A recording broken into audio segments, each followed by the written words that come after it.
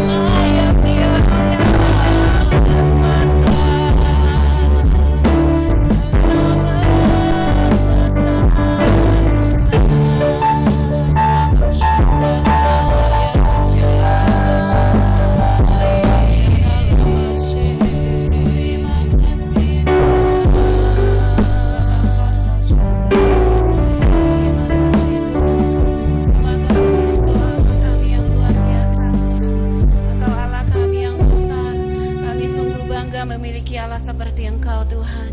Biarlah Tuhan hanya nama-Mu saja yang ditinggikan di tempat ini. Hanya Engkau yang dimuliakan di tempat ini Tuhan. Terima kasih Tuhan Yesus, terima kasih. Terima kasih Bapa. Kau sungguh baik, Kau sungguh luar biasa. Terima kasih Tuhan. Di dalam nama Tuhan Yesus Kristus kami sungguh bersyukur dan berdoa Tuhan. Terima kasih Bapa, dalam nama Tuhan Yesus kami mengucap syukur dan berdoa. Haleluya. Amin. Haleluya, kita akan memujikan Ku diberi kuasa. Mari kita angkat berdiri, kita nyanyikan Ku diberi kuasa. Kita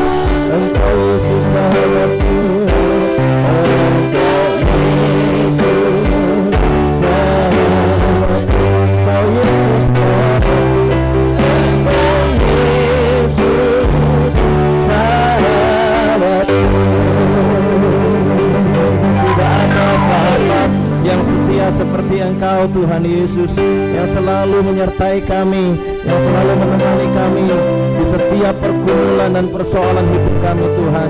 Terima kasih Tuhan, terima kasih kalau pagi ini kami ada bukan karena kekuatan kami ya Tuhan, tapi karena kesetiaan Tuhan yang selalu menopang menyertai kami sampai hari ini. Terima kasih Tuhan, saatnya kami akan mendengarkan kebenaran-Mu pagi hari ini. Tuhan mengurapi setiap kami, Tuhan mengurapi hamba-Mu yang sangat terbatas dan sederhana ini dengan kuat kuasa-Mu yang tidak terbatas, sehingga apa yang kami dengar ya Tuhan, itu yang akan menjadi kekuatan bagi hidup kami. Karena kami bukan mendengar hal-hal yang biasa, tapi kami mendengar kuasa-Mu yang disampaikan melalui kebenaran-Mu Tuhan. Terima kasih Bapa, terima kasih, kami bersyukur kepada-Mu pagi hari ini. Kami sambut firman-Mu dalam nama Yesus, haleluya, amin. Pemain musik tetap di tempat, boleh duduk yang pemain drum. Baik, salam, selamat pagi semua, salam. Puji Tuhan, semakin bersuka cita pagi ini, amin. Puji Tuhan, kita akan belajar bersama-sama kebenaran firman Tuhan pagi ini. Sebelum saya sampaikan firman Tuhan, nah ini gambar Tuhan Yesus sedang berdoa. Ada di belakang ya. Itu cuma editan ya Bapak Ibu ya. Masa pohon bisa jadi lukisan. Itu orang sekarang udah canggih-canggih ya. Gunung bisa dirubah jadi lukisan gitu ya. Pohon-pohon bisa dirubah. Itu kecanggihan ilmu pengetahuan dan teknologi. Orang-orang yang sudah meninggal ratusan tahun yang lalu bisa dihidupkan lagi dengan ada yang namanya aplikasi gitu ya. Jokowi bisa pelukan dengan Presiden Soekarno gitu ya. Itu teknologi yang bisa kita nikmati hari-hari ini.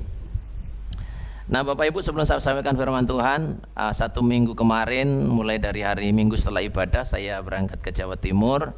Ada pertemuan keluarga, kebetulan adik dari mama saya ya sudah sepuh ya, saya bisa kunjungi.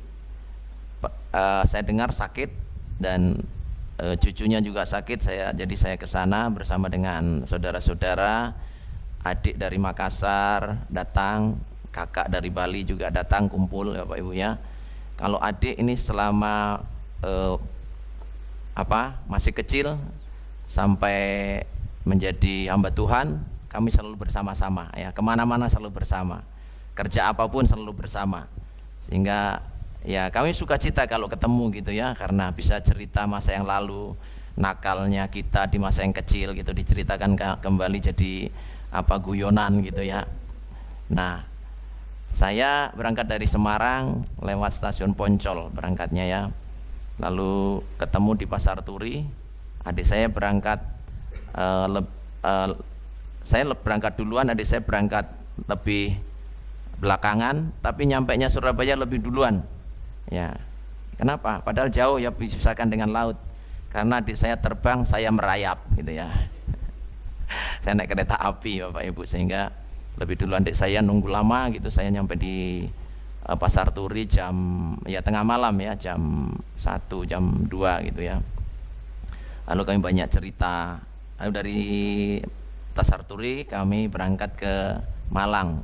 Dari Malang kami masih jalan lagi sekitar 6 jam ya, naik bis itu 6 jam ya ke desa kami.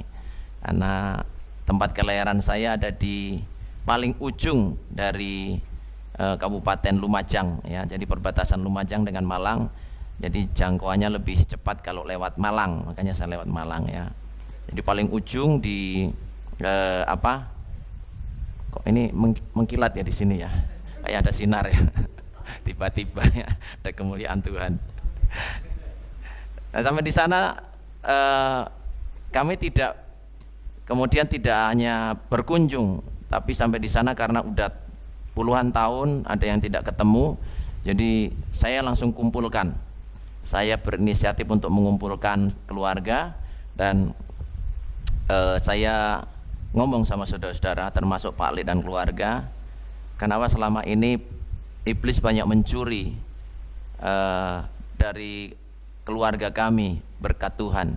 Ada yang meninggal usia muda, ibu saya termasuk meninggal usia 42 tahun Bapak Ibu, setelah melahirkan 6 anak lalu perjuangan cukup berat, berjuang demi membesarkan anak-anak. Terus kakak saya meninggal ya masih usia 45-40 tahun gitu ya. Jadi kenapa meninggal usia muda? Banyak meninggal usia muda. Setelah kami selidiki, saya tanya-tanya ke Pak Le yang tahu sejarah keluarga kami. Ternyata mbah kakung saya itu orang sakti, punya ilmu, punya pusaka-pusaka gitu ya, ngobatin orang, penasihat spiritual dan lain sebagainya. Istilahnya paranormal, orang yang tidak normal. Paranormal itu orang yang tidak normal ya Bapak Ibu. Jadi jangan suka datang ke paranormal, nanti saudara tidak bisa tidak normal ya, tidak bisa abnormal ya. Orang pinter, padahal yang pinter sebenarnya kita ya.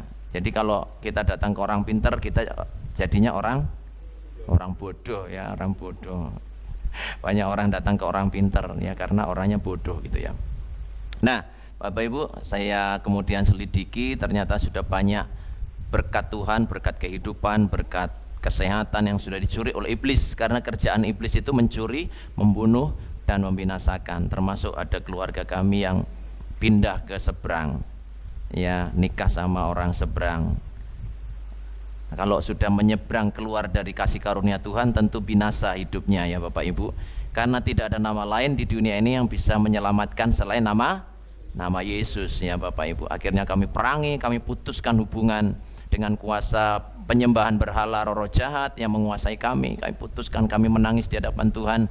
Kami melepaskan diri kami dari ikatan. Lalu kami tuntut iblis untuk melepaskan semua yang sudah dicuri. Bahkan kami sepakat tuh nuntut iblis kembalikan 7 kali lipat, itu ya kan, firman Tuhan bilang gitu. Kami sesuai dengan firman Tuhan apa yang kami doakan. Setelah itu selesai, kami bebas. Kami kemudian bisa bersukacita pergi ke pantai gitu ya, pergi di daerah sana pantainya pasir putih, jadi sangat indah ya Bapak Ibu, banyak burung-burung camar gitu ya. Nah, jadi kami bisa melihat pantai, suasana di desa yang luar biasa. Dan selama saya di sana, saya harusnya kontrol ke dokter, tapi selama di sana saya tidak minum obat. Obat cuma saya bawa karena anjuran dokter, diminum bila perlu, kata dokter ya di tulisan itu, diminum bila perlu. Ternyata di sana tidak perlu minum.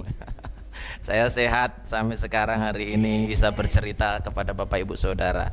Mari kita ke firman Tuhan. Next, kita akan belajar firman Tuhan. Terus next.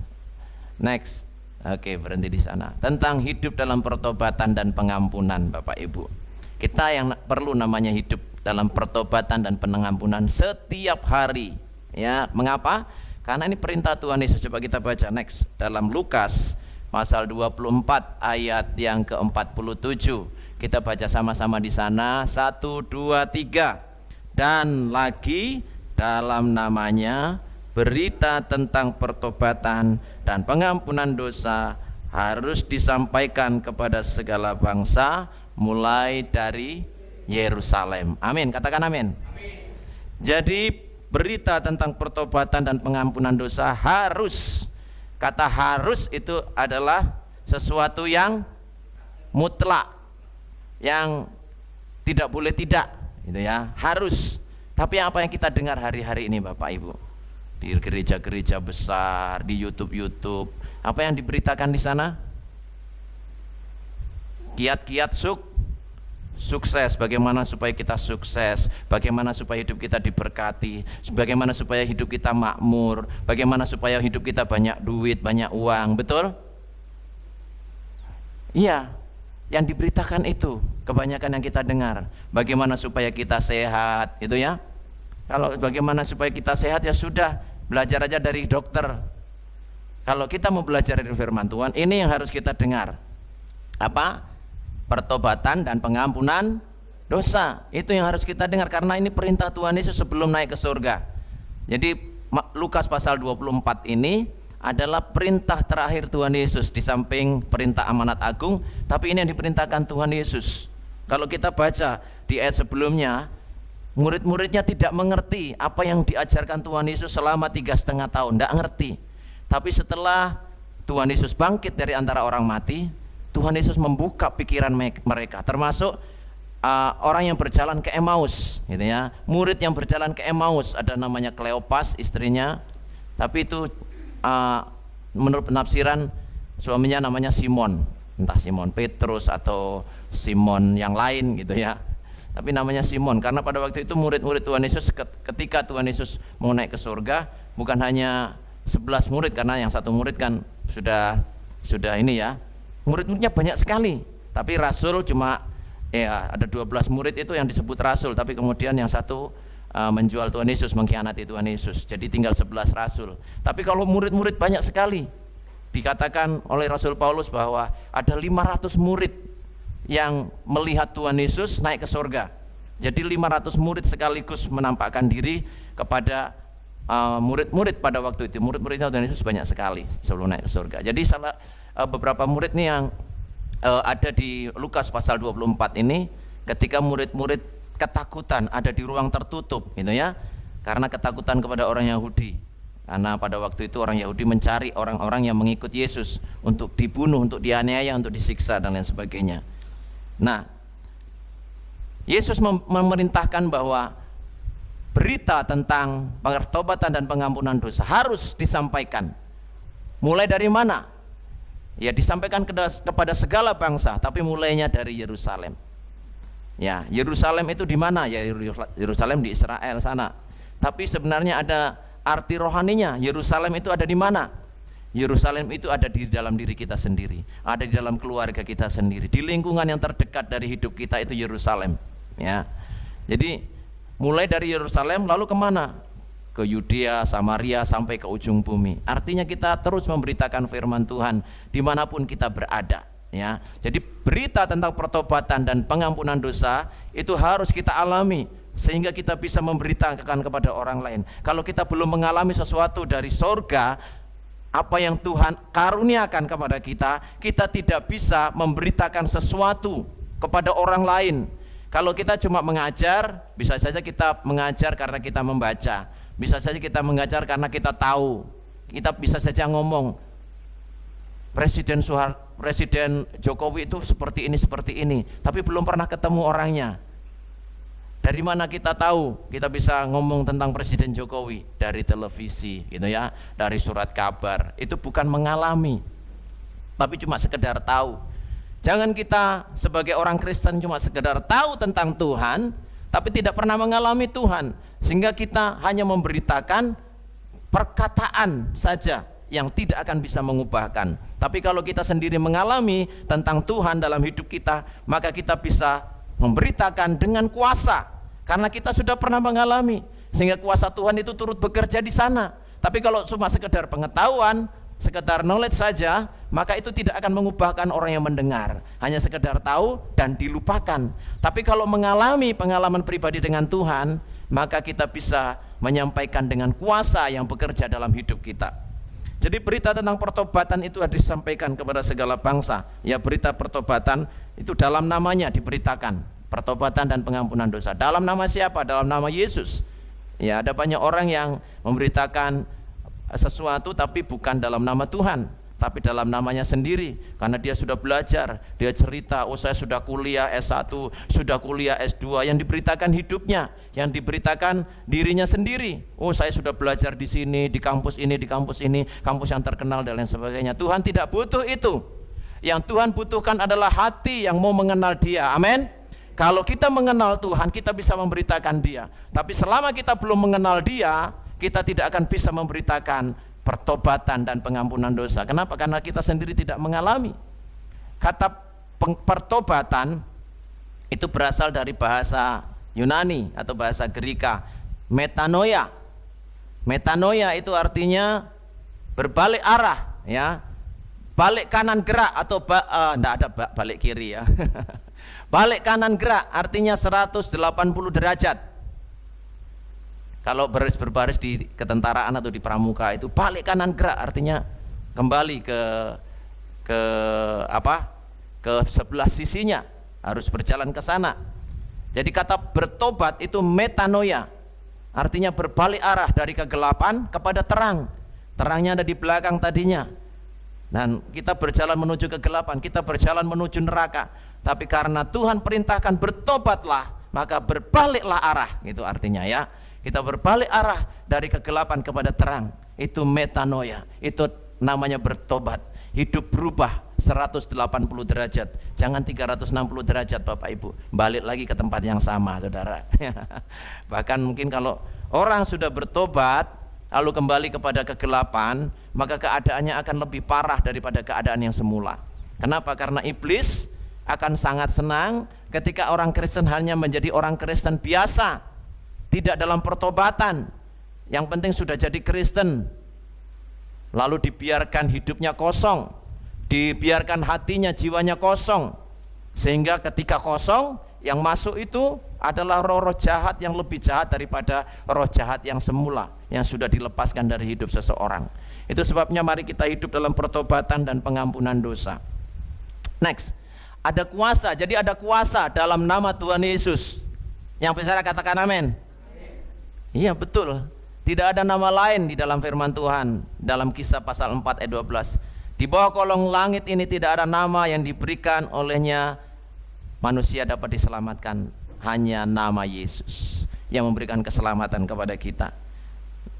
Next, dan bagaimana caranya agar kita menerima pengampunan dosa? Kisah pasal 10 ayat 43. Di sana Petrus berkata bahwa, yuk kita sama-sama dari tanda kutipnya itu, tanda petiknya. 2, 3. Tentang dialah semua nabi bersaksi bahwa barang siapa percaya kepadanya, ia akan mendapat pengampunan dosa oleh karena namanya. Tidak ada yang bisa mengampuni dosa selain daripada Tuhan Yesus.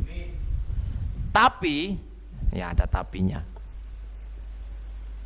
Yesus sudah berikan kuasa kepada kita yang percaya, dan kita bisa mengampuni dosa orang lain yang bersalah kepada kita. Kita mau memilih mengampuni dosa atau menyimpan dendam. Ada orang yang menyakiti kita, ada orang yang memfitnah kita, ada orang yang mengolok-olok kita, ada orang yang menghina kita, mengejek kita. Kita mau memilih mengampuni atau marah kepada orang itu. Itu pilihannya terdapat pada kita. Kita memilih mengampuni, kita dipulihkan, kita diberkati. Hubungan kita dipulihkan. Biar saja orang memfitnah kita, biar saja orang mengejek, mengolok kita, tapi jangan memilih untuk dendam, jangan memilih untuk sakit hati. Karena tidak ada pengampunan dosa bagi orang yang menaruh dendam kepada sesamanya. Itu sebabnya bukan hanya Yesus yang bisa mengampuni dosa, tapi saudara dan saya yang sudah menerima pengampunan, kita diberi kuasa untuk mengampuni dosa, untuk memulihkan hubungan. Amin. Kita diberi kuasa yang sama dengan Tuhan Yesus. Bahkan Yesus pernah mengatakan, jika engkau percaya kepadaku, engkau akan melakukan perbuatan-perbuatan yang aku lakukan, bahkan perkara yang lebih besar daripada itu. Kalau kita percaya kepada Tuhan, kita bisa melakukan perkara-perkara yang pernah Yesus lakukan, tapi lebih besar, karena Yesus pergi kepada Bapa, dan Yesus mengirimkan penolong yang lain, yaitu Roh Kudus. Jadi untuk dapat mendapatkan pengampunan dosa, tidak ada cara lain kecuali percaya kepadanya. Hidup kita bukan hidup karena melihat, tapi karena percaya. Hidup kita bukan melihat baru percaya, tapi percaya dulu baru melihat. Kalau Bapak Ibu saudara percaya kepada Tuhan akan janjinya, saudara akan melihat. Kalau kita percaya kepada apa yang dikatakan oleh Tuhan Yesus, maka kita akan melihat apa yang Tuhan janjikan. Tapi kalau kita tidak percaya, tidak akan melihat, Bapak Ibu. Pada waktu Mas Buce sama Nimrod datang ke Semarang ketemu saya, ya saya tidak tahu. Saya awalnya mau menutup usaha saya karena sudah diperintahkan dokter tidak boleh angkat-angkat berat gitu ya, karena saya bukan angkat berat ya, bukan olahragawan angkat berat ya. Jadi disuruh berhenti kerja berat karena kondisi kesehatan saya. Ketika saya mau memutuskan untuk menutup usaha saya, tiba-tiba ada teman lama yang menghubungi saya, Pak ini ada orang yang butuh kerjaan. Terus dia ngomong, tapi saya tidak tahu dia bisa melakukan atau tidak gitu ya. Lalu saya ngomong, oke, nanti saya hubungi sama Buce waktu itu atau Nimrod, saya tidak tahu. Lalu saya ketemu di kos-kosannya di mana itu, jalan apa ya, daerah Majapahit tapi masuk gang ya. Sana saya ketemu, ngobrol-ngobrol. Dia kuliah di Stekom ya. Stekom atau di mana? Stekom ya. Kuliah di Stekom mereka, tapi kuliahnya hanya hari Senin sama Selasa. Kalau Senin cuma 1 mata kuliah atau 2 mata kuliah. 1 mata kuliah kalau Senin, jadi lainnya nganggur. Kalau Selasa ya hampir 1 hari gitu ya. Jadi kuliahnya cuma Senin sama Selasa, yang lain online maksudnya. Yang tatap muka itu cuma hari Senin sama Selasa. Lalu dia, Pak saya mau cari kerjaan gitu ya. Nah, kebetulan nih saya mau tutup kerjaan saya, sayang juga kalau ditutup karena banyak orang ngomong jangan ditutup Pak gitu. Tapi dokter bilang tutup saja ini ya. Mana saya pilih, yang lain ngomong jangan ditutup, dokter bilang tutup saja, jangan kerja berat gitu ya.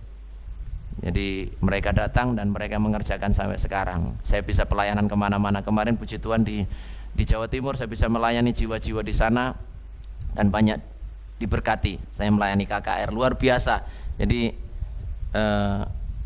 biasanya seorang nabi dihormati di mana-mana kecuali di kampungnya sendiri gitu ya. Tapi saya datang, mereka sangat hormat kepada kami karena saya sekolah minggu di sana dulu, sehingga mereka bangga sekali anak sekolah minggunya jadi hamba Tuhan. Itu yang luar biasa Bapak Ibu ya.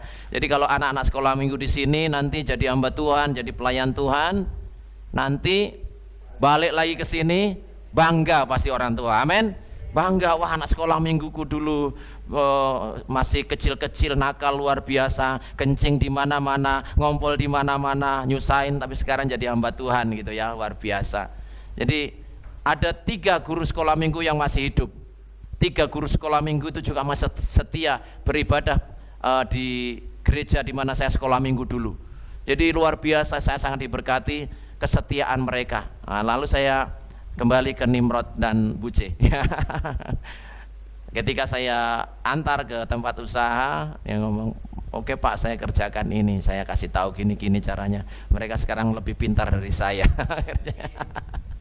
Bisa ngatasi semua ya. Puji Tuhan. Saya ngomong awal-awal cuma saya kasih ayat firman Tuhan.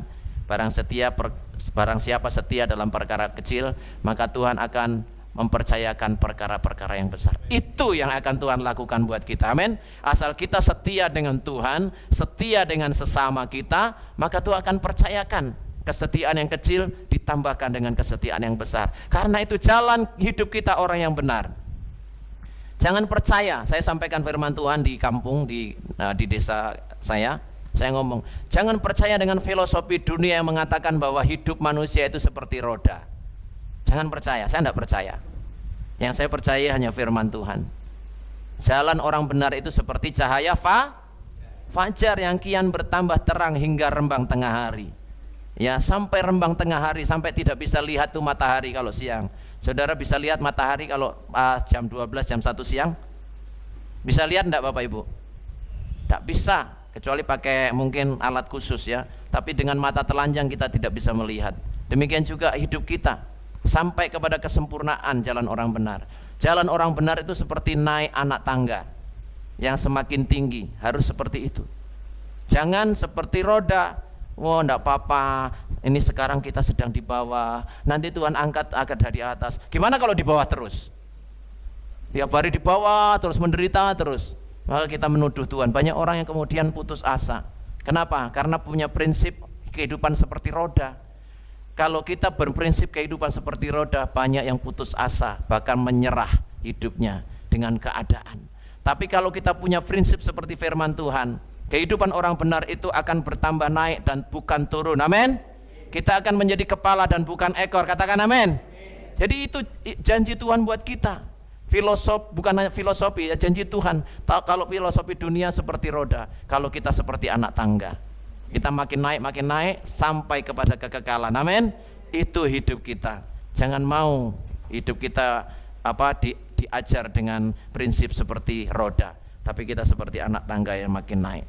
Caranya gimana supaya kita makin naik? Yaitu dalam pertobatan dan pengampunan. Next.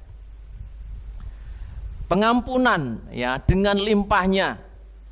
Yesus mengajarkan, Yesus berkata kepadanya, bukan, aku berkata kepadamu, bukan sampai 7 kali, melainkan sampai 70 kali 7 kali. Nah, ini cerita ketika Petrus berkata kepada Tuhan Yesus, tanya, Tuhan, sampai berapa kali saya harus mengampuni saudaraku? Sampai 7 kalikah saya harus mengampuni saudaraku? Mungkin rupanya Petrus belajar dari nabi-nabi perjanjian lama. Aku memuji Tuhan pada segala waktu. Kemudian di ayat yang lain, sebab 7 kali orang benar jatuh tapi bangkit kembali. 7 kali orang benar bersalah, orang benar disakiti tapi bangkit kembali. Nah, tapi Tuhan Yesus berkata, bukan sampai 7 kali. Mengampuni saudara itu sampai 70 kali 7 kali, ya. Jadi kalinya di belakang, bukan 70 kali 7.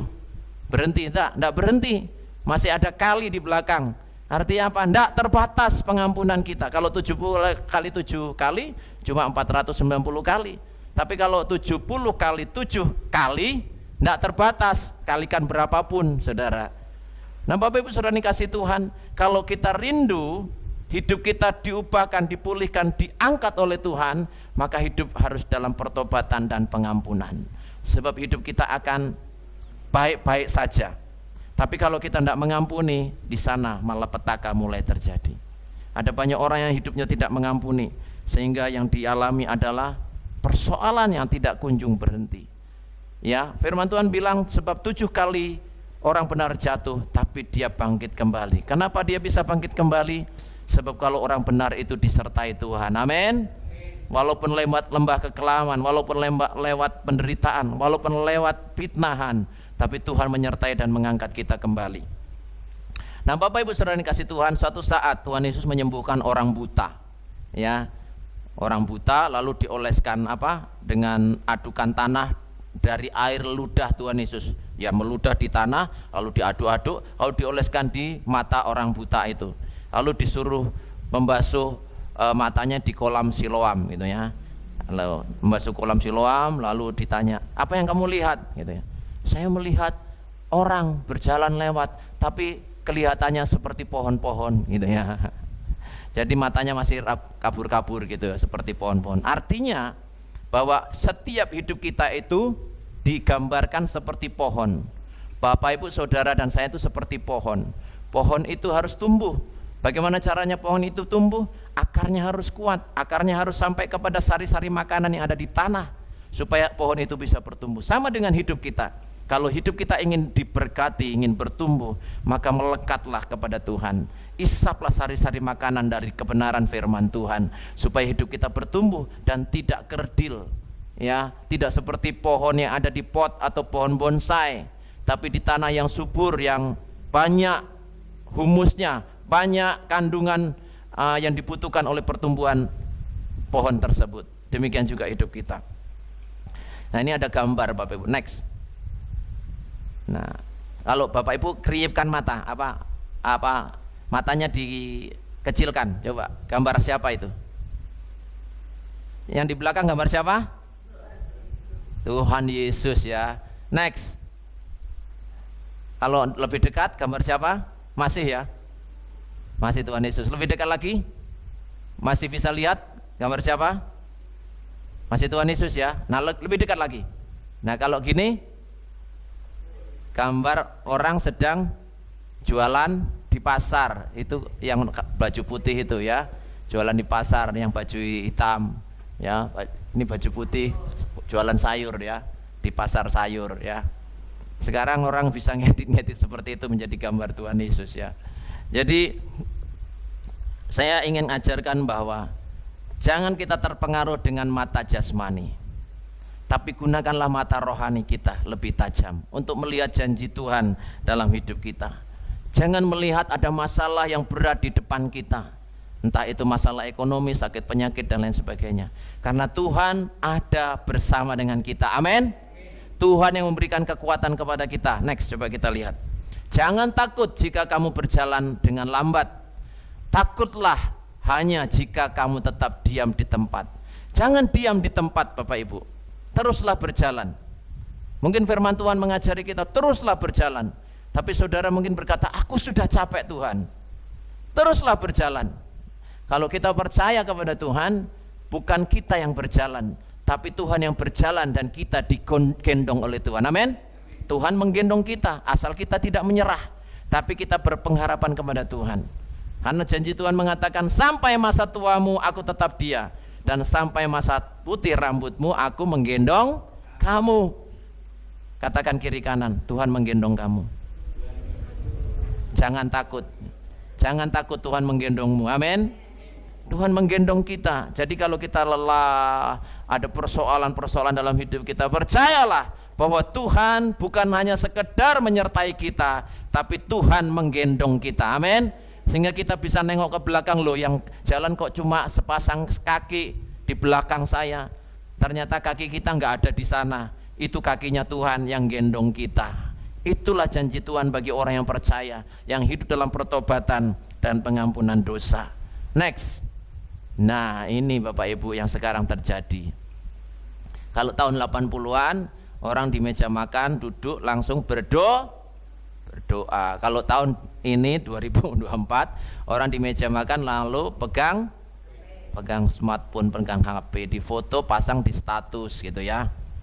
Bapak Ibu saudara dikasih Tuhan, kemarin setelah saya KKR, hamba Tuhan ini mungkin sangat diberkati, lalu ingat kepada jemaat yang terikat dengan serangan ya, diserang dengan santet Bapak Ibu, sehingga satu keluarga ini kecelakaan, padahal baru pulang dari gereja minggu lalunya gitu. Baru pulang dari gereja, saya nyampaikan firman Tuhan dengan ayat yang sama Bapak Ibu, tapi yang saya sampaikan itu beda dengan yang kemarin, karena Roh Kudus ingin berbicara khusus kepada Bapak Ibu pagi hari ini. Nah, ketika saya konseling, sebelum saya mendoakan, saya, adik, kakak, sekeluarga hamba Tuhan itu datang, saya ngomong, apakah masa lalu ini ibu yang kecelakaan ya, anaknya 3 masih kecil-kecil. Ini ibu ini kena knalpot sangat dalam di kaki sebelah kiri ya. Jadi kaki belakang lutut sebelah kiri itu, motornya kalau di daerah di desa-desa itu kan tanjakan-tanjakan Bapak Ibu ya. Nah, ini motor RX King ya. Motor RX King kan knalpotnya sangat panas itu ya. Nah, kecelakaan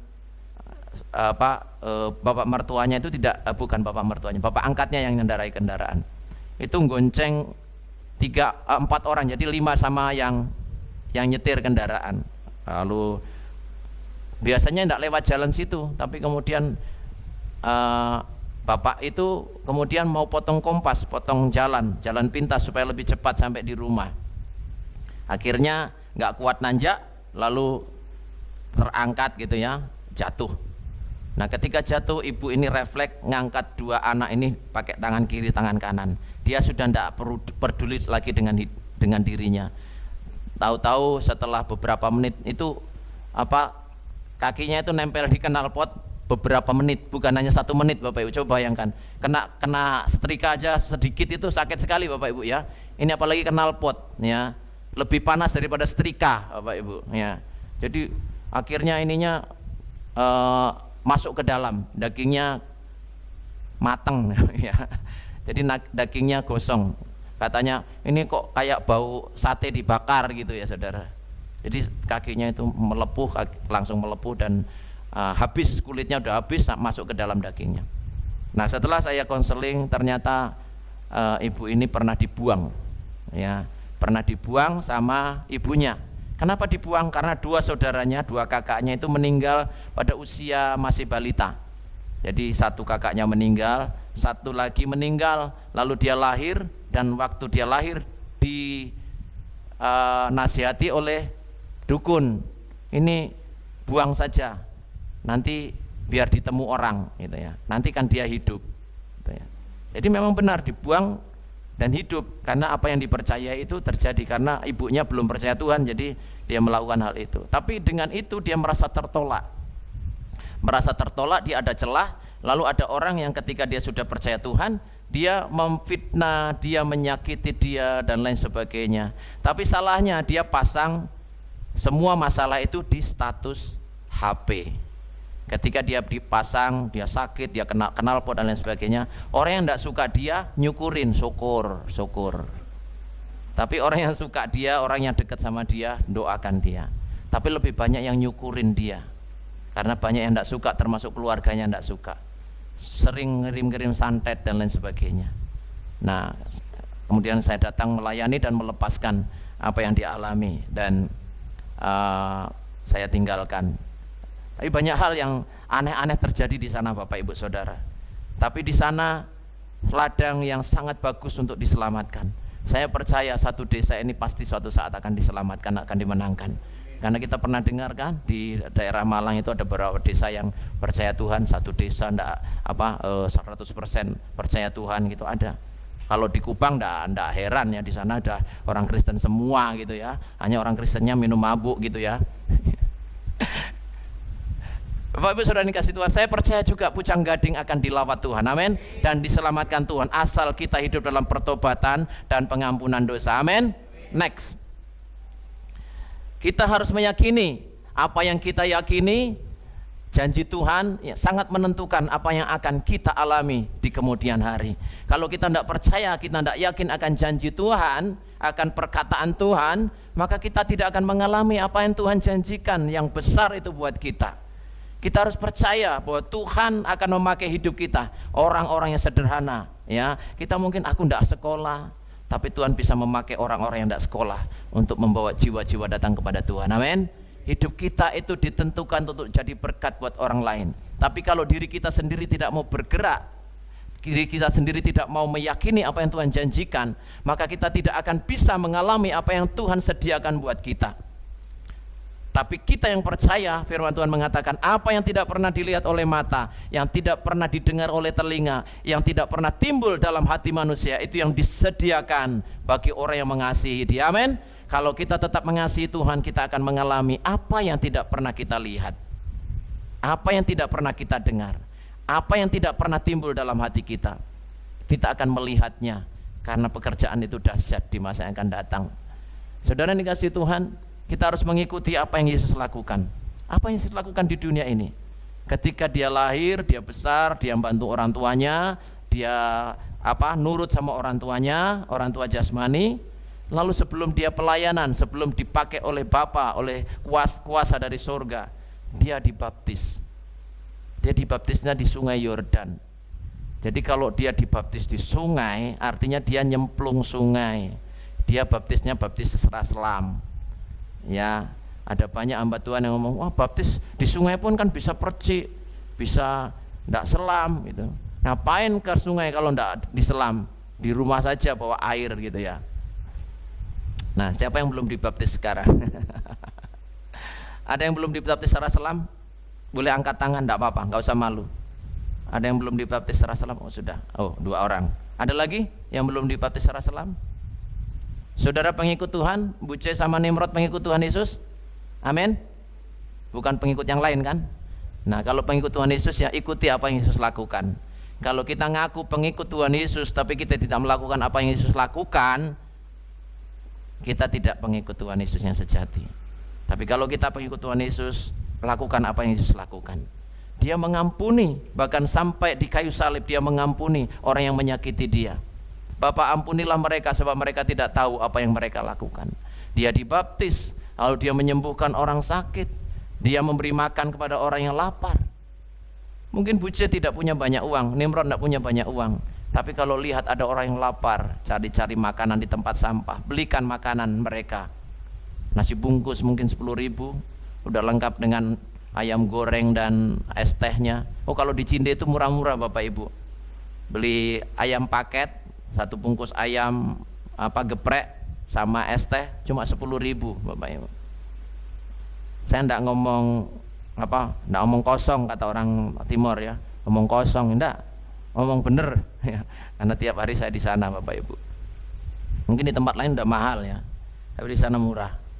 Tapi percayalah kepada janji Tuhan, bahwa ketika kita mempercayai janji Tuhan, maka Tuhan akan melakukan perkara-perkara yang besar buat kita, amin. Perkara-perkara yang dahsyat yang Tuhan sediakan bagi kita. Mari kita datang kepada Tuhan dalam doa. Kasih Allahku sungguh telah terbukti. Haleluya. Terima kasih Tuhan untuk firman-Mu yang sudah kami dengar. Sekarang Tuhan, kami mempersiapkan diri untuk menikmati perjamuan kudus. Tuhan melayakkan setiap kami. Terima kasih Tuhan, terima kasih. kasih Allahku sungguh telah terbukti ketika dia serahkan anaknya, ketika dia serahkan anaknya. Kasih Allah mau berkorban, kasih Allah mau berkorban bagi kau dan aku. Tak ada kasih seperti kasih Allahku sungguh telah terbukti. Kasih Allahku sungguh telah terbukti. Oh, ketika dia serahkan, ketika dia serahkan anaknya. Kasih Allah mau berkorban, kasih Allah mau berkorban bagi kau dan aku. Kasih seperti bersyukur, bersyukur, bersyukurlah,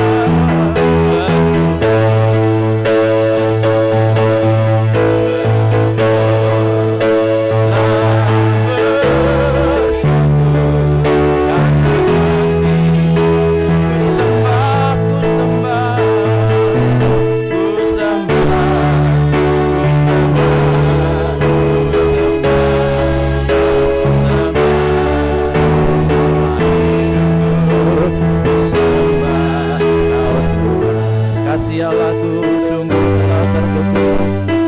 Allahku sungguh telah terbukti ketika dia serahkan, ketika dia serahkan anaknya. Kasih Allah, kasih Allah mau berkorban bagi kau dan aku. Ada kasih seperti kasih. Bersyukur, bersyukur, bersyukur, bersyukur, bersyukur.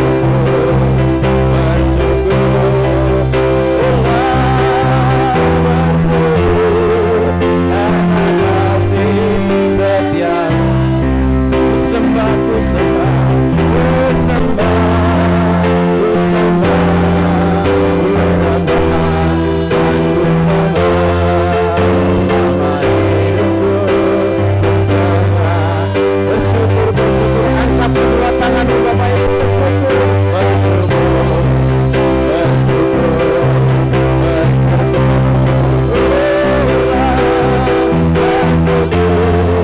karena kasih setia. Ku sembah, ku sembah, ku sembah, ku sembah,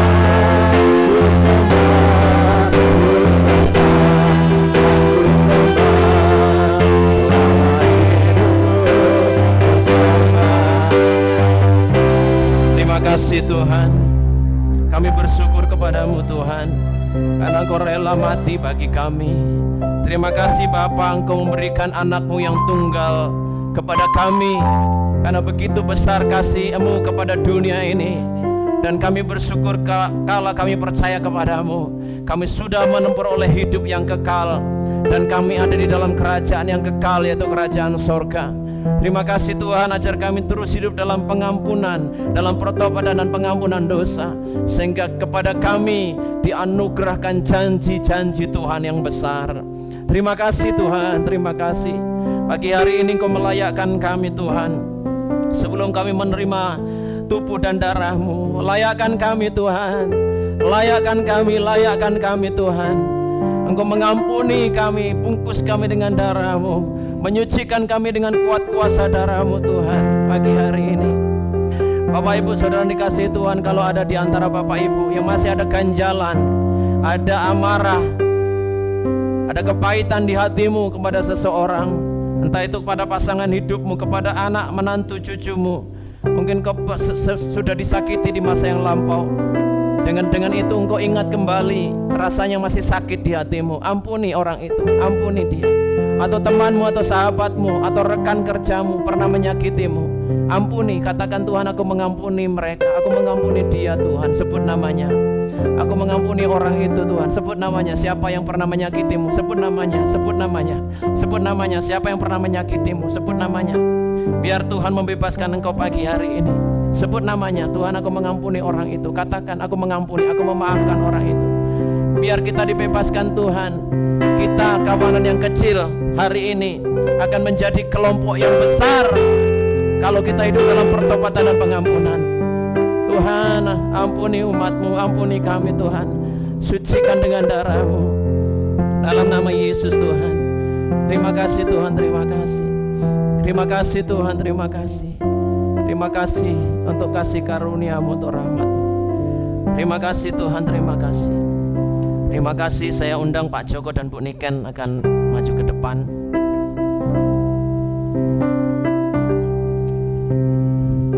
Sebentar, kita akan berdoa. Mari angkat tangan Bapak Ibu Saudara semua ke depan. Bapak, dalam nama Yesus kami menguduskan roti dan anggur ini Tuhan menjadi tubuh dan darah-Mu, karena kami mau bersekutu dengan tubuh dan darah-Mu. Oleh kekuatan roti yang adalah tubuh-Mu dan anggur yang ada adalah darah-Mu, maka kami akan dimampukan sepanjang bulan yang akan kami lalui, bahkan sepanjang hidup kami dengan kekuatan yang dari Tuhan. Kami bersyukur Tuhan, kami berterima kasih, kami boleh bersekutu dengan tubuh dan darah-Mu.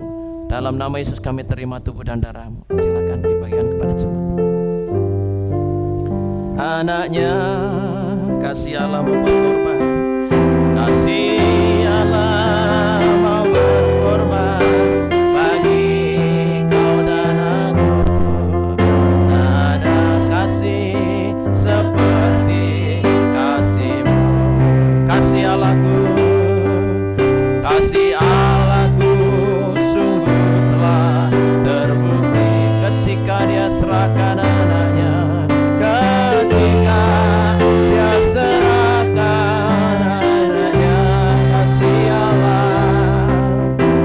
Kasih Allah mau berkorban bagi kau dan aku. Tak ada kasih seperti kasih. Bersyukur, bersyukur, bersyukur, bersyukur, bersyukurlah, bersyukur karena kasih setia. Ku sembah, ku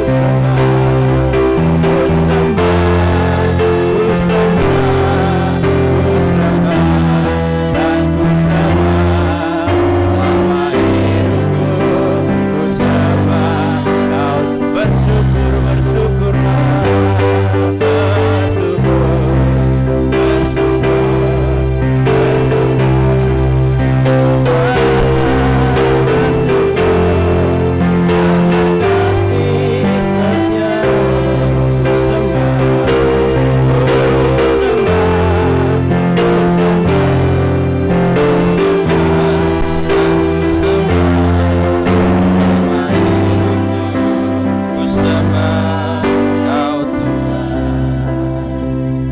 Silakan baca dulu ayat yang ada di dalam roti hosti.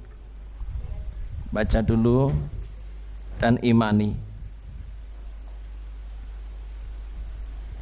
Karena kita akan makan dan firman Tuhan juga akan masuk di dalam tubuh kita, Bapak Ibu ya. Saya masih menunggu guru sekolah minggu bisa masuk ke dalam untuk kita bersekutu bersama-sama. Guru sekolah minggunya boleh ikut masuk ke dalam, enggak apa-apa, dipanggil aja guru sekolah. Ya? Ya, disuruh masuk ke dalam sebentar. Haleluya. Bersyukur, bersyukur tanpa musik. Bersyukurlah, bersyukur karena kasih setiamu. Ku sembah, ku sembah, ku sembah, ku sembah dan ku sembah selama hidupku, ku sembah Kau Tuhan. Bersyukur, bersyukur, bersyukur, bersyukur, bersyukurlah, bersyukur karena kasih setiamu. Ku sembah, ku sembah, ku sembah, ku sembah dan ku sembah selama hidupku, ku sembah Kau Tuhan. Selama hidupku, selama hidupku, ku sembah Kau Tuhan. Sekali lagi, selama hidupku, selama hidupku, ku sembah Kau Tuhan. Sudah dapat semua roti dan anggur? Sudah semua ya? Sudah dibaca Bapak Ibu? Semua sudah dibaca ya? Mari kita angkat roti di tangan kanan kita. Firman Tuhan berkata, sebab setiap kali kamu makan roti ini dan minum cawan ini, kamu memberitakan kematian Tuhan sampai Ia datang. Jadi barang siapa dengan cara yang tidak layak makan roti atau minum cawan Tuhan, ia berdosa terhadap tubuh dan darah Tuhan. Karena itu hendaklah tiap-tiap orang menguji dirinya sendiri, dan baru sesudah itu ia makan roti dan minum cawan itu. Karena barang siapa makan roti dan minum tanpa mengakui tubuh Tuhan, ia mendatangkan hukuman atas dirinya. Jadi Bapak Ibu, kalau saudara masih ada ganjalan, saudara ampuni orang yang pernah menyakitimu, saudara ampuni mereka, sebut namanya di hadapan Tuhan, dan saudara akan dibebaskan, saudara akan diberkati, saudara akan dilayakkan. Haleluya. Bapak, terima kasih Tuhan. Terima kasih untuk tubuh dan darah-Mu. Angkat roti melebihi kepala Bapak Ibu Saudara dan dengarkan firman Tuhan. Sebab apa yang telah kuteruskan kepadamu telah aku terima dari Tuhan, yaitu bahwa Tuhan Yesus pada malam waktu Ia diserahkan mengambil roti, dan sesudah itu Ia mengucap syukur atasnya. Ia memecah-mecahkannya dan berkata, inilah tubuhku yang diserahkan bagi kamu. Perbuatlah ini menjadi peringatan akan daku. Bukankah roti hosti yang kita pegang di tangan kanan kita adalah tubuh Tuhan yang dipecah-pecahkan bagi kita? Katakan amin. Mari kita makan dalam nama Yesus.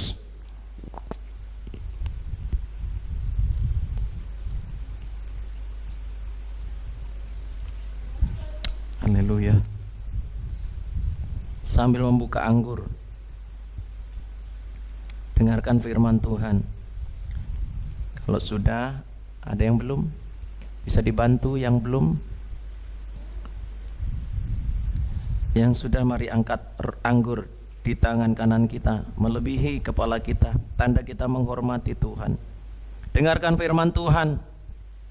Demikian juga Ia mengambil cawan sesudah makan lalu berkata, cawan ini adalah perjanjian baru yang dimeteraikan oleh darahku. Perbuatlah ini setiap kali kamu meminumnya menjadi peringatan akan daku.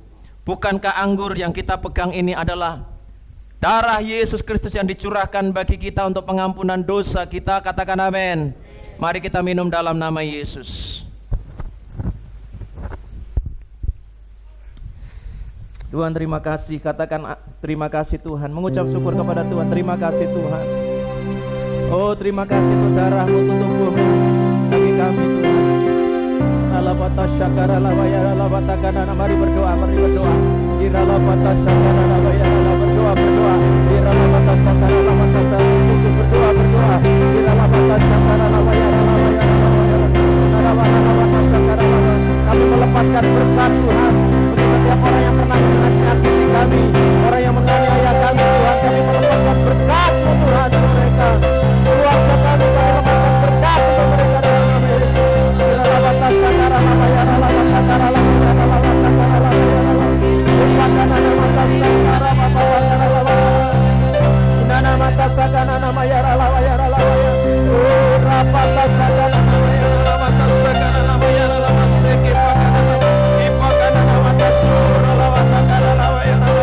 Terima kasih Tuhan, terima kasih. Terima kasih buat anugerah-Mu, buat kasih setia-Mu. Terima kasih untuk pengorbanan-Mu Tuhan. Bersyukur, bersyukur.